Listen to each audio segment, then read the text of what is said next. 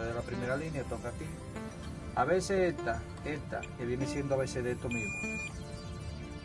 ¿Entiendes? Entonces línea por línea, el asunto es ese, línea por línea, empezar a tocar hasta que tire. Entonces seguimos con la otra.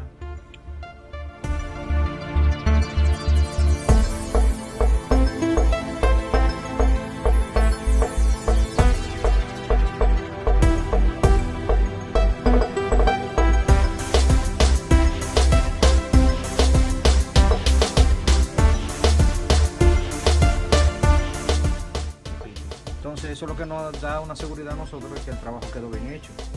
Porque hay veces que si uno no hace esa prueba y tú montas y no da video, entonces a veces uno se queda con la duda, oye, pero yo lo hice bien, a otro yo lo he pasado otras veces. Que dice, oye, pero eso se ve impecable. Y mentira, internamente hay líneas que no están haciendo perfecto. Entonces eso pasa mucho.